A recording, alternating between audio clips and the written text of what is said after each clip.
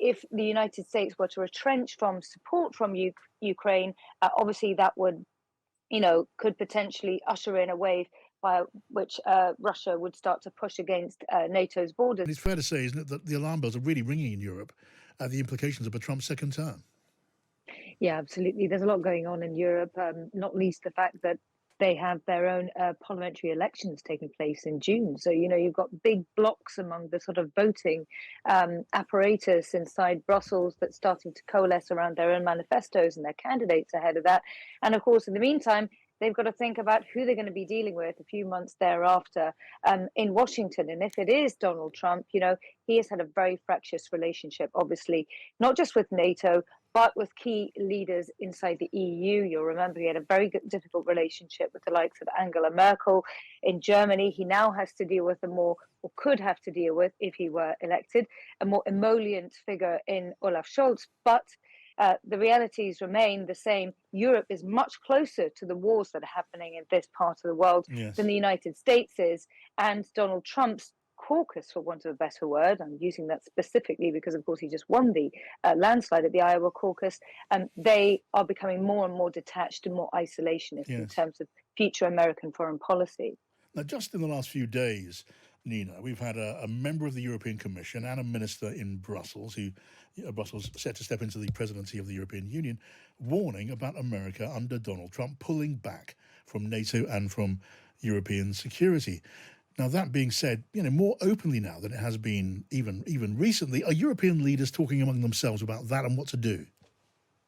I think they are, and there's obviously two twin dynamics that they have to face at the moment. One is obviously the rumbling on of the Ukraine war and concerns about whether or not the United States will continue to play the role as protector, if you like, of the eastern border of the EU, as it has traditionally done, at a time when obviously we've also got heads of state and government here in the EU. One of them was the president of Estonia, just saying the other day that she firmly believed that Russia would now challenge the EU and NATO's borders. And this is crucial because in Eastern Europe, those two borders are the same. And if the United States were to retrench from support from Ukraine, obviously that would, could potentially usher in a wave by which Russia would start to push against NATO's borders. But you're also starting to hear people in Washington, particularly foreign policy wonks, become increasingly concerned that a future Donald Trump presidency might just unilaterally pull itself out of NATO. And even if Congress can't get the legislation in place before that might to happen, he could start to undermine NATO's role from within. So this transatlantic alliance really is coming under extreme threat, many EU lawmakers will say, with big repercussions in this part of the world. And would European leaders, would NATO be able to fill the vacuum if America did under Trump pull back? That's the big trillion-dollar question, isn't it? Question that many of them have different points of view on, but more or less I think they'd all coalesce around the idea that perhaps no, because remember, especially the EU-NATO dynamic has changed somewhat in the fact that obviously remember that the United Kingdom is no longer, after having Brexited, part of the EU, although it's a crucial member of NATO. And as we've seen in recent years in Ukraine, now with what's happening in the Middle East and so on and so forth, the United States and the UK's defence machinery is flipping into action. And also, its ability to make sophisticated weapons is being seen on the battlefield as we speak. But what about if those weapons were no longer sent to these parts of the world? What about if Donald Trump were to engage in another one of those so-called quid pro quos that the president of Ukraine, Volodymyr Zelensky, knows only too well about because it was the heart of that impeachment saga back in 2019? What if Donald Trump were to say, well, look, I'm not going to send US weaponry over towards you unless you do me a favor? Or, for instance, what if he were to suggest to Vladimir Putin that Russia may be able to keep a chunk of Ukraine and he would try to mediate peace negotiations along those lines? Huge questions. Those are the big concerns. So they are. Nina dos Santos, thank you so much for joining us. Now let me turn to Katalin Chec, who's a Hungarian member of the European Parliament. Welcome to you. Hello, thanks for having me. It's good to have you here. Do you accept there is a serious concern about Western security, about NATO, if Donald Trump's re-elected, with the idea of withdrawing from those areas?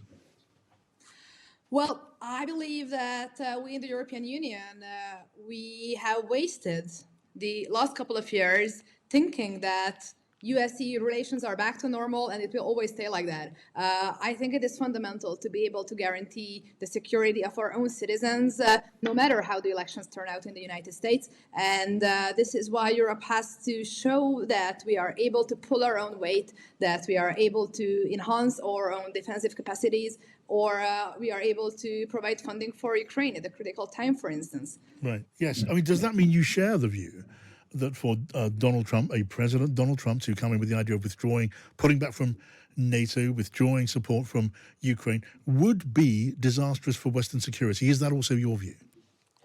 Well, absolutely. As it stands now, it would be very dangerous, particularly with the war in Ukraine taking place in our very neighborhood. But this is why I believe that we need to urgently undergo serious reforms in European decision-making, so that we can abolish the veto, that we can have a real European army, that we will be able to disburse money to help our defensive goals, also in Ukraine, for instance. So we have to stand our own ground. We have to be able to defend ourselves with or without Trump. Yes. I mean, and what about the divisions within Europe, within NATO, within the European Union, and the leader of Hungary? He is more sympathetic to Vladimir Putin, is he not, than many European leaders. Those divisions could become important.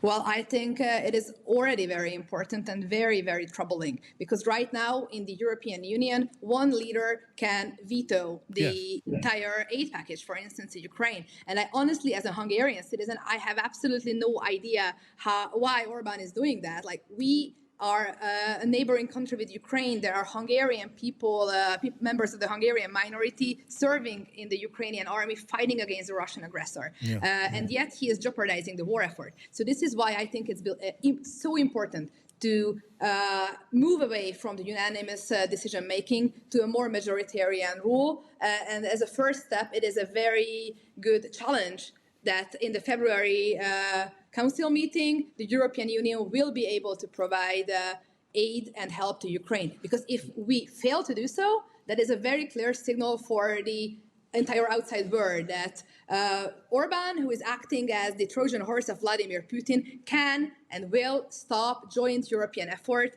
And if we continue like that, that is a sign of weakness, and we cannot afford that. And you believe European leaders and NATO leaders could compensate, could make up for President Donald Trump pulling back, and for opposition or for pressure for a settlement in Ukraine coming from Viktor Orban, the leader of your country? You think Europe could handle that, do you? Well, we don't really have any other alternative, right? Like, this is our own security on the line. In Hungary, at the first stages of the war, we could hear the sirens at night. It is very close to us. It is very visceral. It is the daily lives and realities of our citizens living at the eastern border.